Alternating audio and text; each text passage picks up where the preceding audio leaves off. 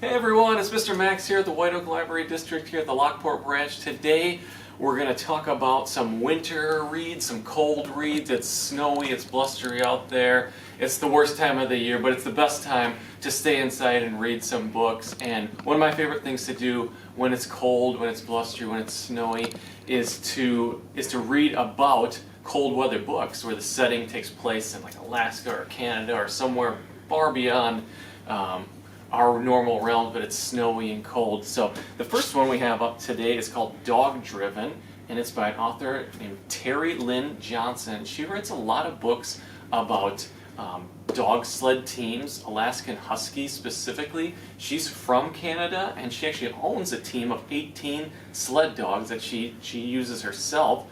And this book is about a young girl. She's 14 years old. Her name is McKenna Barney. And she has a macular degeneration, meaning she's losing her sight.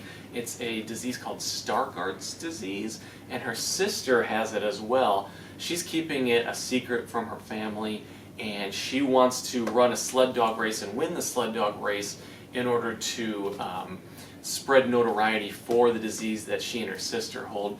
But you can imagine how hard it would be to control 18 sled dogs, 18 wild, raucous dogs, when you can barely see. You have to steer them, you have to drive them, and so McKenna is relying on the dogs to lead her, be her eyes, because she has trouble seeing from far away. She can still see close up, but far away she's relying on the dogs to do that. And in a snowy blizzard, in horrible rough conditions, when it's dark, cold, and windy, the dogs have to drive for her. And so it was a really exciting, very scary book actually too, because she's going over frozen lakes and going off of like mountainous cliffs and things like that. Very dangerous. So I was really, it was exciting, but I was very scared. I was scared for the dogs. I was scared for McKenna. But I learned a lot about how sled dogs actually work, because I didn't know anything about them. All I knew is they were cute. And but you really learn a lot about the relationship between the driver and the dogs. And you really get attached to her as well as some of the other competitors in the race. But it was a very good book. I cried many, many times in it. So it's not for the faint, but if you love animals, if you love dogs, I think you're going to love Dog Driven by Terry Lynn Johnson. She has a lot of great books, like I said, about dogs. And she also has an awesome series about survival stories, and one of them is about a blizzard. So there's some more books by Terry Lynn Johnson to look forward to. Maybe if you're a fan of I Survived, I think you would like her books. So really great author, Terry Lynn Johnson, Dog Driven. Be sure to look for those. Our second book is called The Very, Very Far North, and it's by an author named Dan Barrell, and it's illustrated by someone named Kelly Poussette.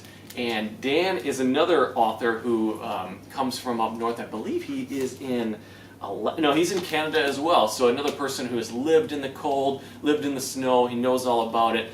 This book is super cute. It reminded me a lot of Winnie the Pooh, actually, and his friends at the Thousand Acre Wood.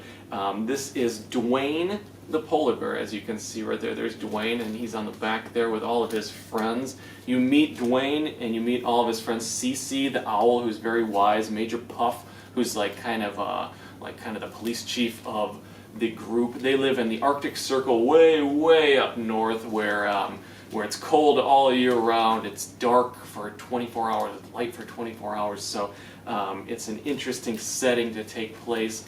Duane is a curious little young bear. He's not a scary polar bear at all. He's a very gentle, kind soul, and he's also super curious. He reminds me a lot of Winnie the Pooh, actually. Very innocent. This is a really cute book. It's made up of 14 chapters, and they're episodic, meaning like you can just read one chapter, and then the next chapter picks up, and the gang might be doing something totally different. So I think it's really nice for younger readers and good for read alouds. So if parents want to read to their children, I think this would be a great book. There's also a sequel to this one. I think it's called Just Past the Very, Very Far North, that came out just this past year, so there's two in that. But it's a really cute book for readers of all ages. It's gotten rave reviews. I thought it was really cute, charming, and fun to meet these characters. My favorite character was Handsome the musk ox, he's a very vain musk ox. If you've ever seen them, they're extremely hairy, and he likes to be brushed to brush his hair out, keep his hair looking nice and good, which is something I don't know anything about, but handsome musk ox, Duane. They also have human friends that they meet along the way. Sun Girl, they meet an artist, so there's a lot of different things in the very, very far north. I think you'll enjoy, check that one out if it sounds good to you. And then we have one last book. It's called Voyage of the Frostheart, or called Frostheart. It's the first in a series of 3 that just concluded recently last year, 2021. I know this video is in 2022. But Voyage of the Frostheart was my favorite book out of these 3. It was, if you like Frozen, if you like How to Train Your Dragon, I think you're going to really love Voyage of the Frostheart. It's about a young boy named Ash, and he has a special power. He can sing, and he's an amazing singer, but in his songs he can communicate with these creatures that live in this world. It's a world unlike ours. It's a world of magic and adventure, and also these very scary creatures, lurkers, leviathans. They live under the snow and ice. The whole world is basically covered in ice, and the humans in this book, in this world, have to stay away from the ice, stay away from the snow, because there are these dangerous giant creatures who want to attack the humans. Ash is protected by his yeti guardian, Tobu, who's an amazing character. I love him. I don't know if you can see him up there. He looks so cool. He's super tough. He's an awesome warrior. He is sworn to protect Ash, and as you can see, this book has some awesome artwork here. Are we able to see that, Miss Jane? And so it's dispersed throughout this book. It's a big book, over 400 pages, but there's so much art that it's a really fast read. That outstanding art by the author Jamie Littler helps move the book very fast. I could not put this one down. Outstanding. So Ash is banished from his home where he lives. He's an orphan. His parents have left. They're traders, and he lives in this stronghold camp, which is above the icy snow where the lurkers live, as we said before.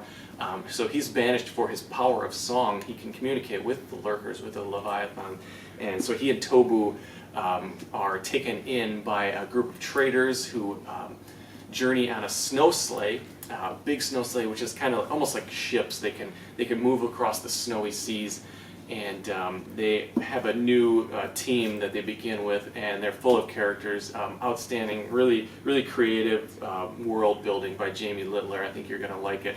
The characters are really fun and funny, but it's an action-packed, exciting book. I can't wait to read the second and third ones, so I highly recommend Voyage of the Frostheart by Jamie Littler. So be sure to check that one out. And we have a ton of winter reads, cold weather reads, whether you like reality-based or adventure-based or something a little cuter. Come on by the White Oak Library, and we'll set you up with some great winter reads. So stay warm, and thanks for joining me today. Have a great day, everyone. Bye.